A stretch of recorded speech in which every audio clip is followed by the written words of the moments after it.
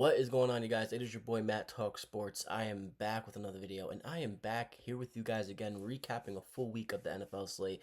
This time it is week 13, just about wrapping up. We have tomorrow night's Monday Night Football game, Patriots versus Giants, but that's the last game of week 13, and then we are on to week 14. And I'm pretty sure everyone watching this video, except if you are a Patriots fan, you are rooting for the Giants to beat the shit out of the Patriots tomorrow. I know I am, especially after today's result. Now, Week 13, the epitome or the quote you can tagline to Week 13 is, "We don't know shit." Is anybody good? Could be another quote, because who is good? Are there any great teams in the NFL? That is to be seen, because right now through Week 13, I don't think there's a single great team in the NFL, or at least a consistent one, because the big result we saw on Sunday was maybe the most shocking result of the entire year, because the team that beat the Rams also lost to the Bills 40-9, and people just wiped off that victory as, oh, they're just the Panthers. Well, they just beat the Rams today pretty handily as well. I know it was only a 3-point game, but the Panthers were in that game from the get-go. So, if you made this far in video, leave a like, comment, and subscribe right now to Matt Talk Sports. Follow me everywhere at Matt Talk Sports, Instagram, TikTok, and Twitter, and I will see you there. Now, let's get into it. We had a Friday game. It was Black Friday, Bears versus Eagles. After Sunday, the Bears are now the number one seed in the NFC. If you predicted that before the season, give yourself a clap and play the lotto. Because I had the Bears being good this year, but number one seed good through week 13, did not have that on my schedule or in my predictions. So, the Bears, they beat the Eagles, honestly dominate them 24-15 in Philadelphia.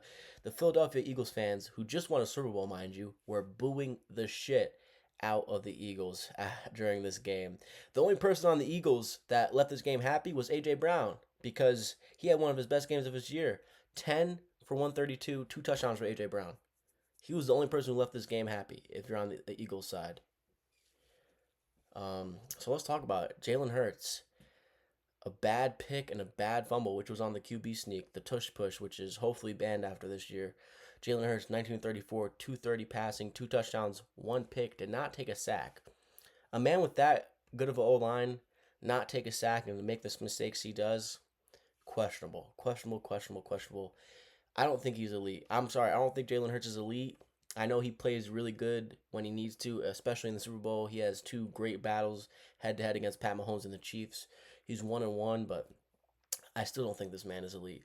But I will say, first of all, the Eagles' run game, run blocking, and specifically Saquon Barkley is just non-existent this year. Last year, that's what made the Eagles so good. They had Devontae Smith, Jalen Hurts, and A.J. Brown, and then they had the greatest complement and their identity in the run game with Saquon Barkley and that O-line running-wise. The O-line cannot block the same that it did last year. And Saquon Barkley, coming off a 2,000-yard rushing season, is just not the same player at this point. He had 13 carries, 56 yards, 4.3 yards a carry. Jalen Hurts, 4 carries for 31 yards. Devontae Smith, 5 receptions, 48 yards. And really, that's about it when it came to the receiving game for the Eagles. The Eagles' defense only had 2 sacks on Caleb Williams. Now, let's talk about the Bears, because Caleb Williams did not have a good game. He had a really great touchdown pass to Cole Kmet, over the top, dime to Cole Kmet in the end zone. Caleb Williams, 17 for 36, 154 yards passing, 1 touchdown, 1 pick, and he had 2 sacks. Kyle Monunga had 22 carries, 130 yards, 1 touchdown. DeAndre Swift, 18 carries, 125 yards, 1 touchdown. Both of them were averaging 6+ yards a carry. Monunga with 6 yards a carry, and then Swift 7 yards a carry. So these boys were dominating. And now the biggest thing with the Bears coming into the season was how improved they were on the O-line. Now, it took a little bit, but this O-line is more than improved. It's one of the best O-lines in the NFL, one of the best units in the NFL. And that duo that I've been talking about quite heavily heading into this week of Monunga and Swift, they showed up on the biggest scale on Black Friday, on Prime, for everyone to see. And man, this is one of the best duos in the NFL right now. A late round rookie and a vet in DeAndre Swift, who's on the Lions, who was on the Eagles, and now he's on the Bears, and now he's forming into his own, and he looks really great. He looked really great in that game. Altogether, the Bears combined had 47 carries, 281 yards, and 2 touchdowns, obviously, Monunga and Swift. So they were cooking, man. They were really cooking, and the passing game wasn't really needed, except for the Kmet play, which was the biggest play of the game, arguably, which over the top play action. Caleb Williams, beautiful throw. Luther Burden, 4 for 33. Colson Lovin, 3 for 28. Olamide Zaccheaus, 2 for 19. And DJ Moore, 2 for 17. And Roma Dunze, 2 for 8. Continues to not be the main focus in the passing game. So I continue to be impressed with this O-line on the Chicago Bears. Joe Thuney might have been the move of the offseason by any team. Joe Thuney was a Chief, got traded to the Bears for a third or a fourth. I forget exactly what it was, but he's immediately come to the Bears and made a difference. I mean, he's been great. And then also, the Bears defense. People were questioning the amount of turnovers they force. Is it sustainable? And, well, it was sustainable in this game. They had a pick, they forced a fumble, and those were two huge, huge momentum swifts for the Chicago Bears. So, the Bears, they get a big one. They win 24-15 over the Eagles, and impressive. Ben Johnson, his first year as a Chicago Bears coach, he's impressing already, and it looks like the Detroit Lions are missing him severely.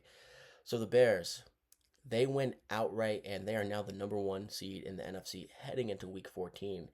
Crazy. They head into a big matchup on Sunday against the Green Bay Packers, who look like they're counting momentum. That is a freaking battle, and I can't wait to watch that game. If I can, because I'll be at the Bills vs. Bengals game. That game will end at 4. I'll be on the way home, hopefully watching that in the comfort of my car. Now, let's get into it. Now, you can see I'm wearing Bills gear.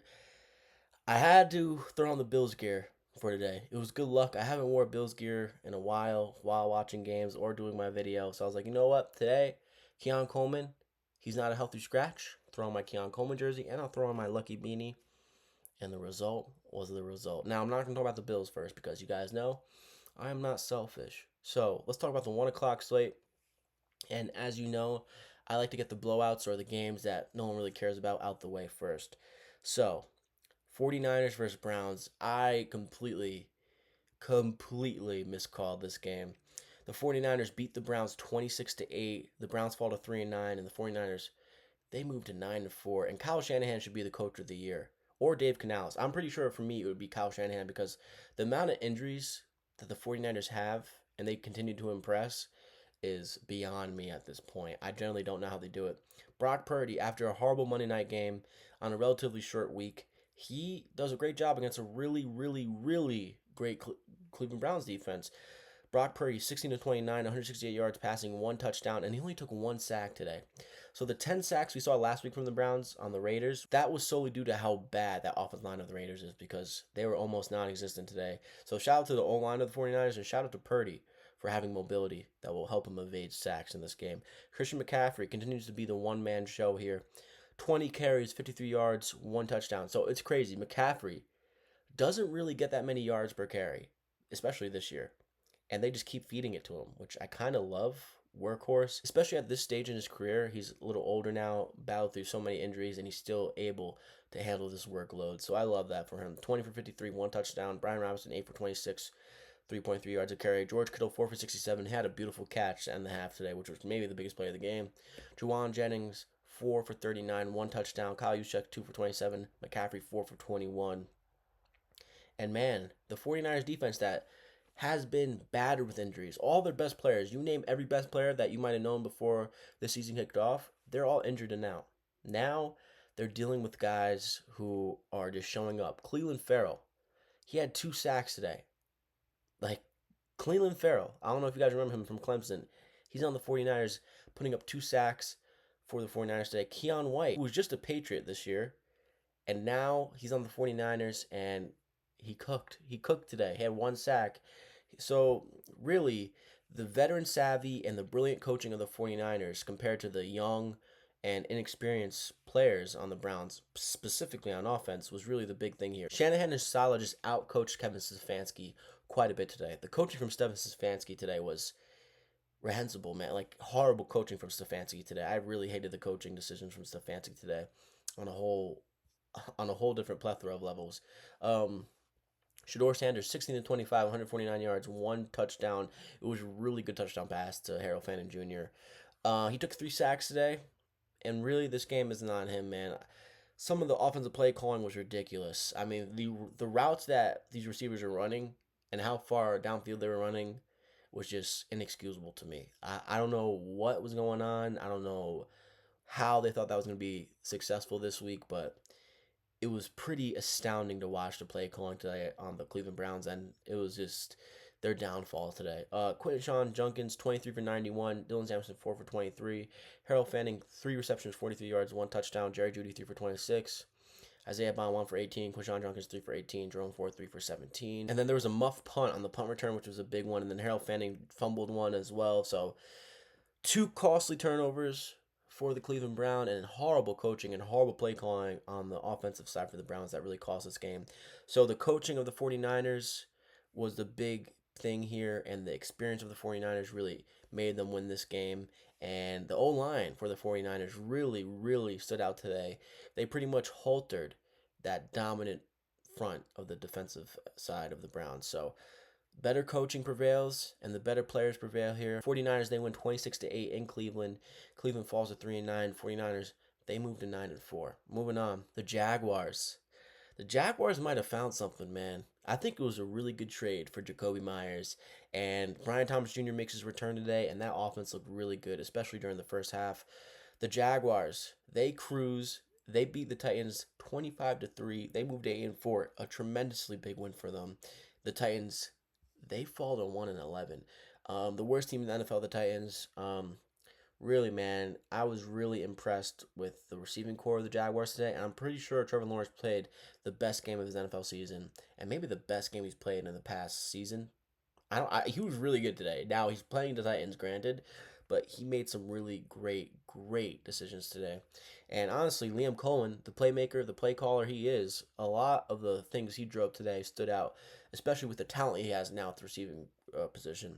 Trevor Lawrence, 16-27, 229 yards passing, 2 touchdowns, 8.5 yards a pass. He took 3 sacks today. Travis Etienne, 12 carries, 28 yards. Trevor Lawrence, 3 for 25. Basul, 2 and 8 for 17, 1 tud. He had the last touchdown of the game. Jacoby Myers has been an impact ever since he's joined this Jaguars team. 6 for 90, 1 tud, 15 yards to catch. Brenton Strage, 3 for 45, 1 tud. Brian Thomas Jr., 2 for 28. Parker Washington, who I continue to love, 1 for 26. Parker Washington continues to be great offensively, and he continues to be great on the special teams. And my boy Quentin Morris, man, former Buffalo Bill, which I hate to see not in the Buffalo Bills uniform, but Jackson Hawes, Dawson Knox, Dalton Kincaid, those boys got us right now. He has a catch today as well, 1 for 14. So really, the opportunistic defense of the Jaguars, they showed up today and they held the Titans to 3 points. And then the new additions on offense for the Jaguars prevailed and helped this team to victory today. Cam Ward, he did what he needed to do today. He had no turnovers. He did have a fumble. He recovered it. It didn't go to the other team. Cam Ward, 24 for 38, 141 yards passing. He took 3 sacks. Tony Pollard, 10 for 60, 6 yards a carry. Chigga Conwu, 4 for 29. Tajay Spears, 6 for 25. Gunnar Helm, 6 for 23. Van Jefferson, 3 for 20. And really the talent on the offensive side is extremely underwhelming. DK with a fumble. Pollard with a fumble for a loss. I mean, it was just a bad day and a culmination of what they've been this entire year. Chimechi Jike has been their most consistent player on offense, special teams, and honestly offensively when it comes to the receiving position, but he had a fumble today. So the Titans are all over the place. It's going to get worse before it gets better. Hopefully Cam keeps improving, but the talent on the offensive side of the ball needs to be improved vastly. They need to draft a number 1 wide receiver ASAP because the guys he's throwing to out here is tragic. Listen, Van Jefferson. I don't know if you guys remember Van Jefferson. Former Ram. Longtime Ram. Then Falcon, then Steeler. He's not it in 2025, man. I like Gunnar Helm, actually. I think Gunnar Helm's going to be a really good tight end in the NFL, but they need to vastly improve on the offensive side, particularly the offensive line as well. So they got a lot to do in the draft this year, and this team is the worst team in the NFL. So moving on. So the Saints, they lose 17-21 to the Miami Dolphins. The Miami Dolphins remain hot, and man, the Dolphins hold off the comeback attempt from the Saints, led by Tyler Shuck. It was 11-19. The Saints score a touchdown on a Devon Vele catch. It's 17-21. The Saints go for 2, and I know this mattered to somebody out there, and I felt for them, even though I didn't have any part of this game betting-wise. It was 17-19. The Saints go for 2 so they can tie the game. And what happens? Tyler Shuck throws a pick on the 2-point conversion, and they return it Minkah Fitzpatrick for a for 2-point conversion pretty much on their end. So now it's 17-21. And that was pretty much the epitome of this game. It was a wild game. And really, the talent is just on the side of Miami Dolphins. The Saints just are battling with really bad talent right now. It's really a travesty over there. But Tyler Shuck, man, I can't say he's been impressive, but he hasn't been not impressive, I guess, for what he's working with. 26 of 38 for Tyler Shuck, 239 yards passing, 2 touchdowns, 1 pick. He took 4 sacks today, so obviously you want that O-line to be better. No Kamara today. Obviously, Kendre Miller isn't there right now. He's injured as well. Devin Neal, 14 of 47. Tyler Shuck, 6 of 18. Taysom Hill with only 1 carry and 1 catch. That's how I like it. He should not be involved at all in this offense. Devon Vele, 8 of 93, 1 touchdown. Chris Olave, 4 for 47, 1 touchdown. Juwan Johnson, 5 for 39. Shuck did have a fumble and a pick, so that's not good for him. But obviously, he's a rookie improving. I don't think he's a guy. I don't think he's a starting quarterback, but I do think he's probably a lifetime backup. Tua Tagovailoa, 12 for 23, 157 yards, 1 pick. I mean, it was a Tua Tagovailoa game. He had 4 sacks. Devon A-Chain, man, I mean, one of the best running backs in the NFL, probably top 5, top 7 running back if you had my vote. 22 carries, 134 yards, 1 touchdown. Darren Waller, 2 for 47 in his first game back since having an injury this year. 3 for 40 for Jalen Waddle, 4 for 30 for Malik Washington. Talent and personnel favors the Dolphins, and that was on display today despite the comeback efforts of the New Orleans Saints. So the Miami Dolphins, they hold off the Saints. They win 21-17, and the Miami Dolphins are hot. They're 5-7, and the Saints are 2-10. Moving on. This game was surprisingly high scoring. The Jets, they moved to 3-9. The Falcons, they fall to 4-8. The Jets, they win in a shootout. 27-24. Nick Folk, Aaron Glenn's former teammate, by the way, which I just found out today. Pretty wild, if you ask me. Aaron Glenn, if you didn't know, is the head coach of the New York Jets. And I did give a lot of shit. I guess there's no other word to say there. I did give a lot of shit to Aaron Glenn this year to start the year, but as the games continue and as I see these locker room talks, I'm starting to buy into Aaron Glenn and what he's putting down. Kirk Cousins today, 21-33, 234 yards passing, 1 touchdown, only took 2 sacks. He did what he needed to do today. He is still a statue in the pocket. That was evident on the 2 sacks he took today, but he did what he needed to do. Bijan Robinson, 23 carries, 142 yards, 6.2 yards a carry, 1 touchdown. Tyler Algier, 8 carries, 20 yards, 1 touchdown. Kyle Pitts, man, hey, have a day, brother. 8 targets, 7 catches, 82 yards, 11.7 yards a catch. Bijan Robinson, 5 for 51. So Bijan had 193 yards total today. So Bijan Robinson, man, he's leading the league in scrimmage yards for a reason. Tyler Algier, 2 for 35. So the Falcons, their offense was prominent today. Bijan, Algier action, and David Sills, Kirk Cousins' apparently favorite guy in practice this year, has 2 touchdowns with Kirk Cousins starting this year. So that makes sense. Tyrod Taylor, 19-33, 1 touchdown throwing, and he had a running touchdown, which was the biggest play of the game. He had 8 carries for 44 yards. Breece Hall, 19 for 68. Adonai Mitchell, man, does he have a home in New Jersey in MetLife? Because he was cooking. He's been low-key cooking outside of a couple plays, a couple drops. He's been cooking in New Jersey. 8 for 102, 12.8 yards a catch, 1 touchdown, and he had that long 52-yard reception for a touchdown. Mason Taylor, 2 for 21. John Mechie, 4 for 19. Jeremy Ruckert, 2 for 12. And Alan Lazard, still playing, 1 for 10. So listen, the Jets didn't turn the ball over. The Falcons did. And that's the summarization of this game. 2 tough defenses. And somehow there's a lot of points in this game. Nick Folk ended up getting the winner. And really, both of these teams' seasons are over. And the Jets, they fought for the coach today. And that was pretty adamant when you're watching the game because these boys were fighting. Despite of the players they got rid of, despite of the lack of talent they got going right now on offense, they fought. And the result you saw today was the result of them fighting for their head coach. So shout out to the Jets. They're still fighting. They're still trying to get wins, and they got one today. Moving on, the Bucks, in a low-scoring affair relatively to these two teams, 20-17. The Bucks, they moved to 7-5. Cardinals, they moved to 3-9. And man, Bucks win 20-17. And I'm gonna be honest here, man. I think Jacoby Brissett's pretty good.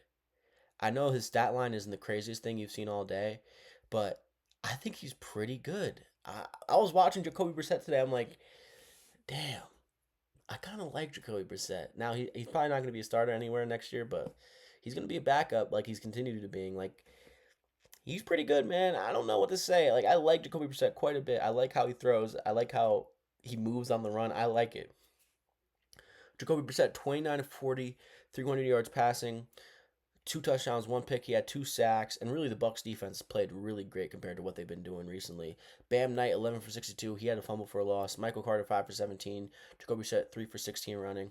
Trey McBride continues to be one of the best, if not the best tight end in the NFL. 8 for 82, 1 tud. He's been unreal. Marvin Harrison, 6 for 69 in his return game. Michael Carter, 5 for 47. Bam Knight, 3 for 36 and a touchdown. Bam Knight, like I said, had the fumble for a loss. The Tampa Bay Bucs, a little underwhelming on offense, but they did what they needed to do. Baker Mayfield, 18 for 28, 194 yards passing, 1 touchdown. He took 2 sacks. Bucky Irvin, 17 for 61, 1 touchdown in his return game. I loved watching Bucky Irvin return today. He looked really good. I love his shiftiness. I love his ability to play and make, and he did that today. Chris Godwin, 3 for 78. He should have had a touchdown. He dropped it. I mean, one of the worst drops of the year. Whoever had Chris Godwin first touchdown was pissed. Emeka Ibuka, 4 for 42. Rashad White, 3 for 22. Bucky Irvin, 2 for 20. And really, man,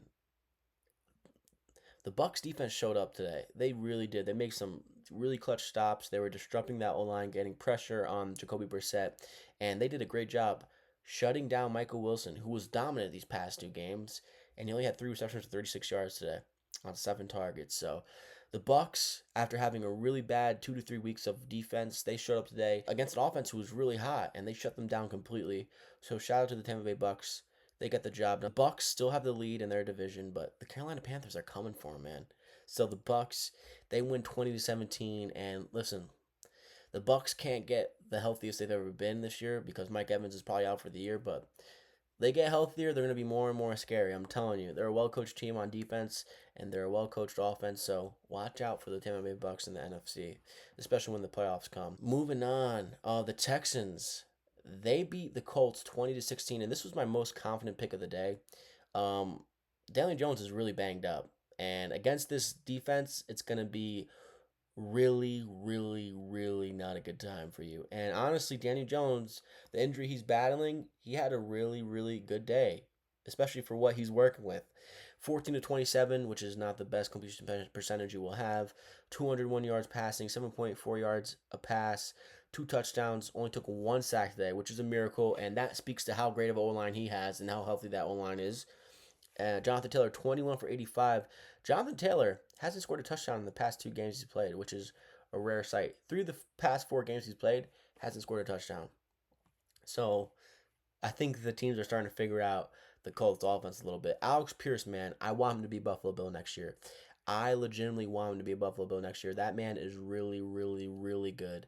Alex Pierce today had the best catch of the day, arguably. 4 receptions, 78 yards. 1 touchdown.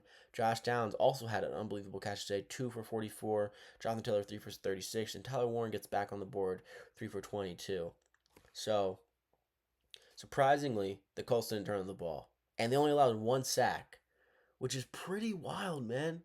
The Colts only allowed 1 sack today against this terroristic defensive front of the Texans, which I mean as a compliment because they are the best defensive front I've seen in the NFL in quite some time. C.J. Stroud made his return today, 22 for 35, 276 yards passing, 1 pick. He took 2 sacks today, which shout out to this Texans O-line. They are improving. A lot of people might not notice that, but like they had one of the worst O-lines in the NFL to start the year. And listen, they're not good, but they are improving week to week. Like sometimes I'm watching C.J. Stroud have this much time. I'm like, wait a second. This O-line was really bad. Now they actually turned the corner a little bit. Woody Marks, 19 for 64, 3.4 yards to carry. Nick Chubb, 9 for 34, 1 tud. Nico Collins, 1 rush, 7 yards, 1 touchdown. If you fucking call Nico Collins having a rushing touchdown today, shout out to you. Nico Collins receiving, 5 for 98. Jaden Higgins, 5 for 65. Dalton Schultz, 7 for 55. And Xavier Hutchinson, 2 for 39. Kate Stover, 2 for 16. It's kind of crazy, man, because I remember Tank Dell. I don't know if you guys remember Tank Dell. He's injured. He couldn't play this year, but imagine the Texans had Tank Dell. Now, their O-line would still be a problem despite their improvements there, but, man, this Texans offense, the receiving core specifically, kind of underrated. Now, it's not one of the best receiving cores in the NFL. Of course it isn't, but a little underrated. So, listen, I fear the Texans. if you had to ask me the team I fear the most in the AFC outside of the Chiefs if they make it, I think I'd say the Texans. Maybe I'm just spooked after last week's loss, but they scare the shit out of me. They are really, really good. That corner duo they got, Lassiter and Stingley, and then the safety, Petrie, and then defensive line. I mean, it goes without being said. They are scary as an entire unit, and they are well coached, and they had a head coach that I really love. The Texans defense prevails. The offense of the Texans doesn't remain stagnant. It actually did really well today. So the Texans, they win. I think they would have won with Davis Mills as well, but they win today, and what a game. What a win for the Texans, and it's a tremendously big win. So shout out to the Texans and the Colts. It's getting a little worrisome. Getting a little worrisome. The Jaguars, they're 8-4, and the Texans, they're 7-5. So oh boy, watch out, watch out, watch out for the Colts. The Colts, these next few games, they have the Jaguars next Sunday. They have the Seahawks. They have the 49ers, Jaguars, and the Texans, man. That schedule right there, that screams missing the playoffs to me. That screams missing the playoffs to me. So, listen, the Texans, another big win, and the Colts, another concerning loss. Texans, they win 20-16. The shocking result of the day. I mean, a tremendously shocking result. I really couldn't believe this. If you came up to me before the day and said, which team has a 0% chance to win this game? Despite their record, I would have told you the Carolina Panthers. This game is the epitome of you don't know shit. And no one knows shit because everyone, including myself, said the Rams were the best team in the NFL after last week. And everyone, including myself, said the MVP race was over last week with Stafford. Both of those things remain anonymous today because the Rams not only didn't look like the best team in the NFL today, Stafford did not look like the MVP winner today. Despite how great he's been this year, he was really bad, and he cost them the game today, you can say. Stafford, 18-28, 243 yards passing, 2 touchdowns, 2 interceptions. He took 2 sacks today. Blake Corum, man. If they can get Corum and Williams, this two-headed monster at running back going, then they're going to be a scary team regardless. And I still think they're going to be a scary team regardless, but this is another factor to their team, which would be scary. Corum, 7-81, 11.6 yards a carry, 1 tud. Kyron Williams, 13-72, 1 touchdown, 5.5 yards a carry. Xavier Smith led the Rams in receiving today, 3 for 82. Puka Nacua had one of the best catches of the day, if not the best, 6 for 72. Devontae Adams, 4 for 58, 2 touchdowns. He's just a monster on the goal line. I mean, there's really no better receiver in the NFL on the goal line. I mean, good luck covering him man-to-man. And then Stafford had the big fumble, the ultimately won the game for the Panthers. Byron Young, Fisk had a sack today for the Rams. So really, the story of today was last week, if you watched my prediction video and my recap video, I said the stock for Bryce Young, it was sold by a lot of stockholders. And those people, they're fucked. They're fucked. I mean, they sold. Listen, I don't think he's going to be a starting NFL quarterback for that much longer, but he played one of the best games of his career today against one of the best defenses in the NFL.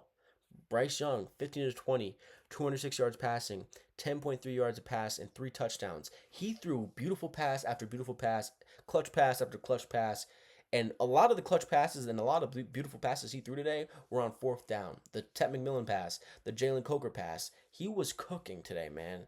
Shout out to Bryce Young. Whenever his job is on the line or there's this little simmer of doubt creeping in with a lot of people who watch the Panthers or just watch the NFL, he plays great. He had a QB rating today of 147.1 and a QBR of 85.6. He was definitively one of the best quarterbacks in the NFL today. 15-20, 26 yards passing, 3 tuds. He was great. And then not to mention the running game today. A perfect mixture of offensive play calling from Canales and company today for the Panthers. Every week I get on here, I criticize the Panthers or I praise them depending on the win or the outcome. Canales is a really good head coach, and I hope the Panthers stick with him, no matter who they end up with that quarterback. Chuba Hubbard, huge game today from him. 17-83, rushing, 4 yards a carry. 4.9 yards a carry. Rico Dowdle, 18-58, 3.2 yards a carry. And Bryce Young, 5 for 23. Jalen Coker, 4 for 74, 1 tud. Ted McMillan, 1 reception for 43 yards and a touchdown, one of the biggest plays of the game. Chuba Hubbard, 2 for 41, 1 tud. Rico Dowdle, 2 for 21. Mitchell Evans, 3 for 20. Man, the Panthers were buzzing, dude. They were buzzing. And not to mention, Stafford, I said earlier in this part of the video, had 2 picks today. One of the picks was a pick 6. So not only did he have a fumble that lost them the game. He had a pick six to Mike Jackson, which was shocking to watch, especially with how good Stafford's been playing. So, yeah, I said this race for MVP was over last week. Not so fast, my friend. Shout out Lee Corso. The race is still on. It's still very much alive. It's between Drake May and Matthew Stafford. And Drake May, you have a game tomorrow against the New York Giants, or aka the New Jersey Giants, and you could take the lead for the MVP race. Let's see if you can do it. I wish Josh Allen was going to do it this year for MVP race, but honestly, he's not.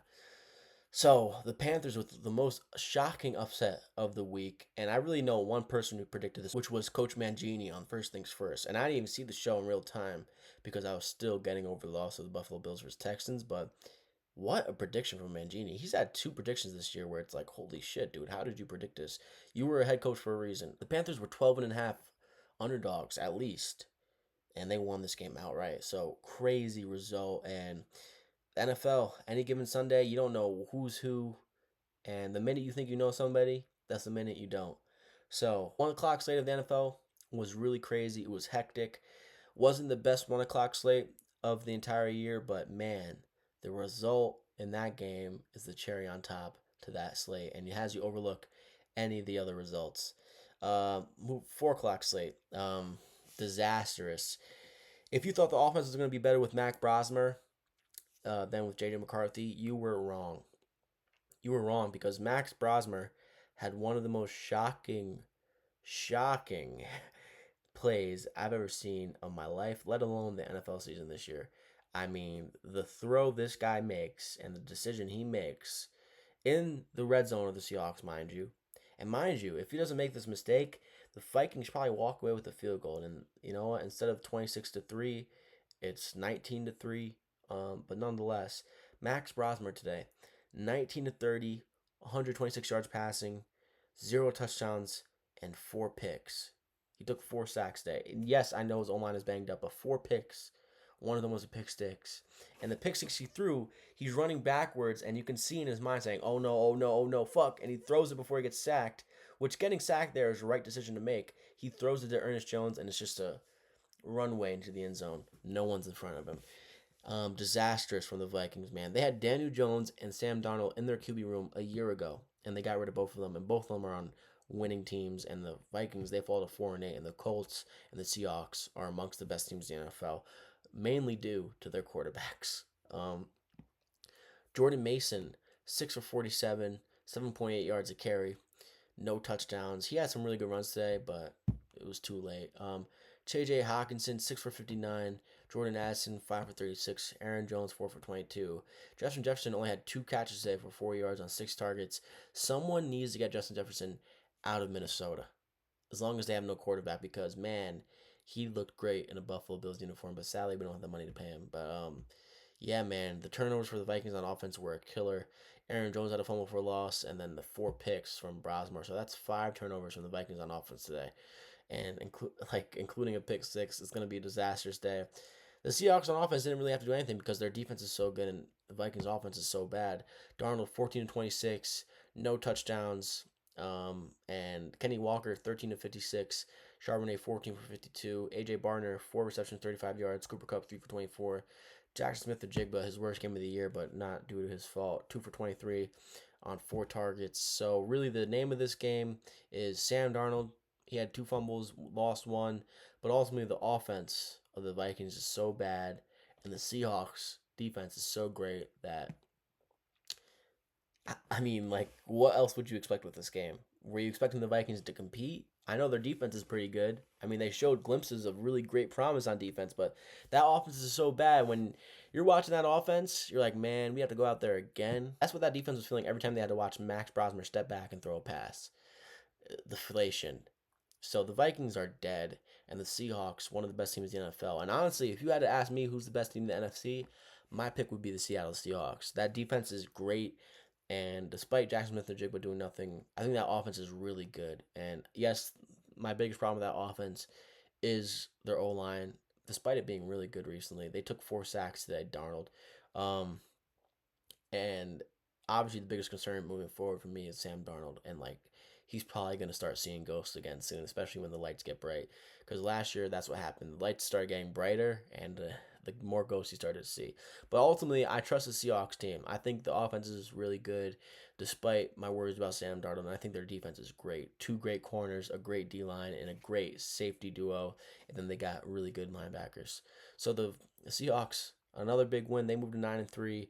And the Vikings, they fall to 4-8, and they're one of the most dead teams in the NFL. For a second there, I thought Greg Olsen, the new OC over Chip Kelly in Las Vegas, was a big improvement until the Raiders just reared their old, ugly head and showed you they are just one of the worst teams in the NFL. The Raiders, they fall to 2-10, and the Chargers, they moved to 8-4. The Chargers went 31-14, and man, oh man, um, for a second there, it was competitive, man. It really was until it wasn't. Until it wasn't. It was 7-7 heading into half, and then the Chargers in the third quarter just pulled away. Brock Bowers, 2 touchdowns today, man. He's probably the best tight end in the NFL outside of McBride and Kittle and all those other guys. He was really, really good today. Geno Smith, one of the best games of the season, but he had a pick. 18 to 23, 165 yards passing, 7.2 yards a pass, 2 touchdowns, 1 pick. He took 5 sacks today. So listen, he took 10 sacks last week. He cut it in half. He took 5. That O-line for the Raiders is really bad. Ashton Jeanty, 15 for 31, 2.1 yards a carry, man. And I feel so bad for Ashton Jeanty because he's a really talented running back. You can see it. But he's running behind the worst offensive line in the NFL. And it sucks. It breaks my heart a little bit. The only thing that doesn't break my heart or continue to break it more is that he's making a lot of money. Brock Bowers, 4 for 63, 2 touchdowns. Ashton Jeanty, 6 for 30. Trey Tucker, 3 for 20. And really, this offense is abysmal. Max Crosby, man, 2 sacks today. So shout out to Max Crosby. The Chargers, man, they just were the better team. They're the better coach team. They got better talent. They got the better quarterback, and they got the better O-line, despite the injuries to that O-line. Justin Herbert, 15 to 20, 151 yards passing, 2 touchdowns, 1 pick. Kamani Vidal, huge day for him, 25 for 126, 1 touchdown. Jared Patterson, 11 for 54, 1 touchdown. Lab McConkey, 4 for 39, 1 tud. Trey Harris, 3 for 30. Keenan Allen, 4 for 30. Oronde Gadsden, 1 for 27. And then Quinn Johnson, 3 for 23. So the Raiders' O-line is abysmal. The Chargers have a better team, the better coach, the better everything, and that was evident watching this game. The Chargers, they went 31-14, and they get a much needed win, and they got a big time schedule for the rest of this year. They face the Chiefs. Well, they face the Eagles next week on Monday Night Football. Then they face the Chiefs, the Cowboys, the Texans, and the Broncos. So I don't think they make the playoffs, but they're a wild card right now. So shout out to the Chargers. They get a big win. And the final game of the day for me, the 4:25 slate, and then we'll talk about the Sunday Night Football game, Broncos versus Commanders. The Bills, they dominate the Steelers. After a rocky start, they beat the Steelers 26-7. They moved 8-4 in a much needed win and a tremendously big win. The Steelers, they fall to 6-6. And the only reason why the Steelers scored a touchdown today is because James Cook need a ball out of his arm. Literally, that's what happened. He forced his own fumble and put the Steelers in really good field position because, honestly, the defense today looked really, really good for the Buffalo Bills, despite the injuries they've been going through all year. Let's talk about some of the things that happened in this game. We'll talk about the Steelers first because I really just want to talk about the Bills. Aaron Rodgers. By the way, Tony Romo all game is talking about how much of a genius Arthur Smith is. Haven't seen his brilliance yet. Not in his stint with the Falcons.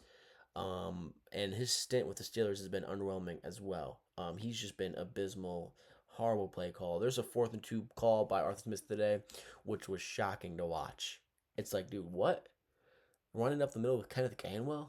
Are you shitting me? You don't think the Bills know they have one of the worst run defenses in the NFL? You don't think they know that you're going to run the ball up the middle here? Rodgers, 10 for 21, 117 yards passing. He broke his nose. The one sack that Joey Bosa had, it was pretty big. Listen, Rodgers is battling with a really fractured and banged up left hand. I'm pretty sure this was the last game of the NFL year. He finished this game, but man, dude, you're too old for this shit. That's how I felt watching. That's what I feel like his tagline for this season is. I'm too old for this shit because he's been really bad at spots in this year, and he was bad today. Now, granted, the play calls are horrible and no one can seemingly get open, especially the receiver that they paid so much money for. He can't get open, so Rodgers, you're battling with a left fractured arm in multiple spots now after that Bosa sack. So hang up the cleats, in my opinion. Mason Rudolph had to come in for 3 passes. He threw a pick to Christian Benford, who had a really great day, best day of his year. Jalen Warren, 10 for 35, 3.5 yards a carry and a touchdown. Kenneth Gainwell, 5 for 20, 4 yards a carry. Bills have the worst run defense this year, and they might have the worst run defense historically, and the Steelers couldn't take advantage of that. That is embarrassing. 1858 overall for the Steelers, and 3.2 yards a carry and 1 touchdown. Darnell Washington, 2 for 45. He got a majority of these yards in garbage time when the Bills' defense was softening up. 2 for 45. DK Metcalf, 3 for 32. I mean, we shut down this receiving core. Kenneth Gainwell was the best looking receiver out there. He did a route, Kenneth Gainwell, today where I was like, whoa, he looks like he could be a wide receiver.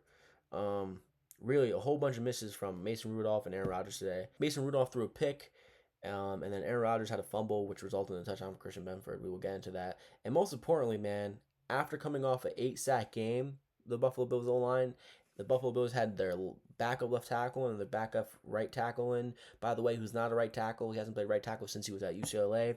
They allowed 0 sacks today against the highest paid defense in the NFL, Steelers fan. In case you're watching this, the Steelers have the highest paid defense in the NFL, and they couldn't get a sack with TJ Watt, Highsmith, or Hayward. Or Patrick Queen. Hayward, NFL Man of the Year, looked like a complete dick. I don't know what Josh Allen said to him, but I'm glad whatever was said because that just fueled Josh Allen today. That I couldn't believe what I was seeing out of Hayward. He looked so angry. Really, the biggest play of the day for the Steelers on defense was the pick that Josh Allen threw right to the player, Brandon Echols. So that was something to watch. Brandon Echols wasn't even expecting that. It just fell into his lap, really. I mean, Gabe Davis did kind of stop on the slant route, but Josh Allen threw it right to Brandon Echols. So this Steelers defense, the highest paid in the NFL, hasn't been performing like it at all this year, and today that was even more evident. I mean, 0 sacks on Josh Allen today. Granted, Josh Allen, mobility-wise, looked the best he's looked all year. But getting no sacks on Josh Allen today is just flat out embarrassing, especially what happened last week against the Texans for the Bills. So let's talk about the Bills, and we're talking about the Bills for the rest of the time. So my thoughts on the Steelers: Arthur Smith, horrible. Mike Tomlin should be on his way out, and the Steelers are just. If you guys make the playoffs this year, man, why even show up to the game? You guys are going to get brutalized. Josh Allen, 15 to 23, 123 yards passing, 1 TD, 1 interception. Really, Josh did what he needed to do. Outside of the pick, I didn't mind him passing today. Like, listen. Is it as crisp and as smooth as I was wanting it to be? No, it's not. Absolutely, it isn't. But that's mainly due to the offensive passing play calls, the inconsistent pass protection. There's a lot of pressure on Josh and the pass protection that it's just hard for him to get the ball out. And then honestly, the receivers he's working with just can't do anything downfield. And I'd obviously like to see improvements there, but that's not going to come this year, in my opinion, despite the addition of Brandon Cooks. So shout out to Josh Allen. He did what he needed to do today, and I really love what I saw from him rushing the ball today. He was really good in the pocket today. He made some really great escapes from the pocket today, and the design runs for Josh Allen is our path to victory moving forward. If we can mix that in more often, that's the Josh Allen we know, and that's the offense of the Buffalo Bills that we love. Let's talk about the rushing attack. James Cook, man, you can really argue he's the best running back in the NFL. You can argue it. Now, I think Gibbs, Bijan Robinson, are more talented, but I do think he's in the class of all 3 of those dudes, especially Jonathan Taylor. Like Jonathan Taylor, Cook, Gibbs, and Robinson. Those are the upper echelon of the NFL when it comes to running backs. The only thing with me that's worrisome, I don't want to see James Cook have 32 carries in a game again because it's just worrisome. I just don't want my guy. I don't want him to get brittle. I don't want him to get broken down. But listen, the way he was running today, give him that many. Who gives a shit? But honestly, with Ray Davis, with how he looked today, we need to feed him more because Ray Davis looked like last year. Like he was really good today, Ray Davis. He was cooking, man. So shout out to Ray Davis. But James Cook today, 32 carries, 144 yards rushing, 4.5 yards a carry, and 0 touchdowns. Overall, James Cook had 35 touches today. He had 32 rushing attempts, and then he had 3 catches. So he was the main vocal point of this offense today. Ray Davis, 9 for 62 rushing. He was explosive as hell today. I mean, as soon as he came into the game, explosive. 6.9 yards a carry. And then Josh Allen, 8 for 38 rushing and 4.8 yards a carry, 1 touchdown, and that was a design QB run. It wasn't a tush push or a snow plow, whatever you want to call it. Uh, James Cook 3 for 33 receiving. Dawson Knox 3 for 28. Ty Johnson 3 for 20. Brandon Cooks 1 for 13. Jackson Hall's 1 for 10. And then Keon Coleman 2 for 9 and 1 touchdown in his first game back. Keon Coleman, man, I love seeing him get a touchdown. I'm sorry, sue me. I loved it. After having 2 healthy scratches, he comes into this game. Wasn't really the main vocal point, but man, oh man, that touchdown fired me up because his reaction, Josh Allen's reaction, like Keon Coleman, if you continue to improve, we're gonna need you at your position, bro. Like our wide receiver position and that core we have is slim, despite the addition of Brandon Cooks. Brandon Cooks is old, bro. Like we're gonna need you. So shout out to Keon Coleman. If we can get you more involved and you can continue to improve, I would love to have you. And I think Brandon Bean and company would love to have you as well. Khalil Shakir was the big problem today. I mean, 1 for 5, 4 targets. We need to see more out of him. But Josh Allen missed him on a pass today. That would have been an easy touchdown. So that was shocking to watch. James Cook, like I said, he had a fumble for a loss, which shouldn't have been a fumble. It was really all his fault. But really, the story of today's game, outside of James Cook and that running attack, which no team has rushed for more yards in Pittsburgh than the Buffalo Bills. So shout out to the Buffalo Bills offensive line, who was banged up. Shout out to Osiris Torrance, Connor McGovern, and David Edwards, man, because without them, I don't really know how this O-line would have handled. But man, the backup left tackle was great today. He was really good today. He really helped out this O-line quite a bit. I mean, you really couldn't tell it was a backup left tackle. And then our backup right tackle, Alec Anderson, who isn't uh who isn't a right tackle. He hasn't played that position since college. He was great today, man. So shout out to this O-line who just bullied this defense, which is the highest paid defense in the NFL. So I was really happy with that. But the story of the day, like I said, was our defense, man. I mean, is this defense a defense that's going to get better in the cold weather? Because that's what I'm hoping, and that's what it's been looking like these past few games. I know it's looked bad in some spots, but this defense has been improving these past 3 games, man. I'm telling you, they have been fighting. And yes, I know the Steelers team, specifically offense, is a really bad offense. But this offense has looked really good, the Steelers, against teams that that are notable. So listen, the Bills shut down this Steelers offense. I mean, really shut them down. Shaq Thompson looked great today in the absence of Terrell Bernard. Uh, 9 total tackles, 5 solo. Jordan Poirier, man, continues to look all right, man, which is shocking in the stage of his career. Cole Bishop continues to look really good. Matt Milano had some really big tackles. Tyron Johnson, Joey Bosa with the huge sack. Dorian Williams, man. Dorian Williams and Shaq Thompson are great run stoppers as linebackers. I love watching those boys play. The D line looked good today. But man, I'll tell you this. Christian Benford had the best game of the season. I mean, he played like the amount of money we paid him. Like, he was great today. The touchdown, the fumble recovery, the tackles he was making, and then the pick, which was really great. He looks like he's healthy again, and he looks like he's back to make a difference on this defense, which when he's healthy, he's probably our best defender. So he's great, man. Shout out to Christian Benford. You looked really great. You had the best game of your season so far. So the defense looked really good, man, and it continues to prove game by game. And Babbage and McDermott look like they figured out something for this defense. Dorian and Shaq Thompson, obviously I prefer Terrell Bernard healthier at his age, but like they looked really good, dude. They are clear difference makers when it comes to stopping the run, and they proved that today. So shout out to this Buffalo Bills defense. They looked great today, and they shut down the Steelers offense that needed this win badly. So the Buffalo Bills, they get a much needed win. Now listen, was the offense great today? It was very good because of the rushing attack. 51 carries for 249 yards, 1 touchdown. I mean, what more can you ask from this offense, particularly in that aspect? But obviously, there's some things to neaten up and there's some things to tighten up, and I think the Bills know that.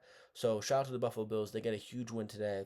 I was very happy. I was very happy with this defense. I was very happy with the run blocking. I was very happy with the backup tackles. And I was very happy with the running backs. And I was very happy with the QB to sign runs. And I was very happy with Joe Brady and how adamant he was to continue to stick to the run. Because if he went away from it, I'd be angry. And I will say this. Despite how happy I am with the running game aspect of this performance offensively, how happy I am with the QB design plays and the play action passing calls, get rid of screens, dude. I mean, there was like 2 to 3 screen calls today, and I wanted to break my TV. So the first half of this game was a hard watch. I was angry. I barely said a word to my dad who was watching the game with me. But the second half was great. I mean, the first play of the second half for the Steelers offensively was a touchdown for the Bills. And the second drive for the Steelers in the second half was a pick for Christian Benford. So I was happy with the Bills today. I was happy with the result we got. We got a much needed win. Bills are playing Joe Burrow and the Cincinnati Bengals at home next week. And the Bills, in case you didn't know, haven't beat Joe Burrow yet. They haven't. Joe Burrow is back, and he looked really good against the Ravens. So I am worried. I am worried, but I will be there in attendance, and I am very, very, very happy with that.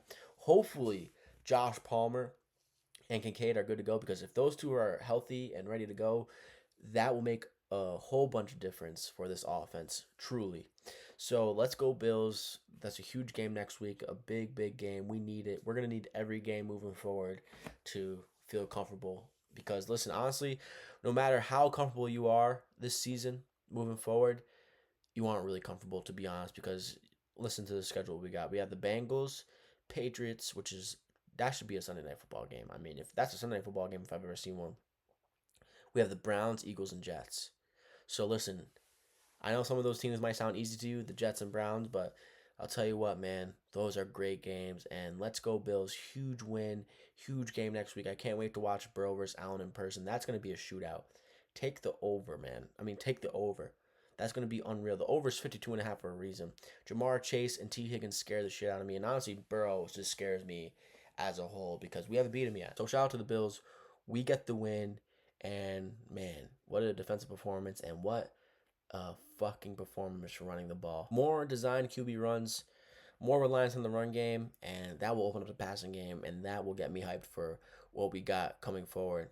So listen, I don't think the Bills are great. I think we're a very flawed team, but honestly, in the whole landscape of the NFL, that is fine to me because there isn't a great team in the NFL this year. That is pretty evident to me while watching the NFL slate. Now we move on to the final game, and somehow it was the best game of the day. What a game, dude. I was so upset this was a Sunday night football game, looking at the calendar for the week, and I was like, man, Broncos versus Commanders, why the hell is this a Sunday night football game? Like, how did it get flexed after all the different injuries the Commanders have suffered? But man, this was the best game of the day. What an absolute filler, and I'm gutted for the Commanders and Commanders fans. Now listen, you guys are fighting for a great draft pick at this point, and you'd rather lose than win, I guess. But man, you really probably wanted this win because your team fought so hard. The Broncos, they moved to 10-2. They're the number one seed in the AFC, I believe, and they went 27-26 in overtime. What a performance, dude! I mean, this was unreal to watch. First of all, there's a lot of different things to talk about in this game. The first thing is the pronunciation of Mariota by Chris Collinsworth almost felt like a bit at points. Like, what the fuck? Mariota was pronounced so many different times by Collinsworth and Tirico. How I always pronounce it is Marcus Mariota. But now I'm not too sure with how Collinsworth was pronouncing it. Mariota was throwing some dimes tonight. Now listen, his completion percentage, not great, but dude, that doesn't tell you how great he played tonight. He was really good, and the difference with McLaurin out there on the field was huge. This is a vaunted defense they were playing, and they took them to overtime, and they fought their ass off. Marcus Mariota, 28 of 50, 294 yards passing, 2 touchdowns, 1 pick, 2 sacks. The Commanders' O-line only let up 2 sacks. Marcus Mariota, 10-55 rushing. Chris Rodriguez, 11-41.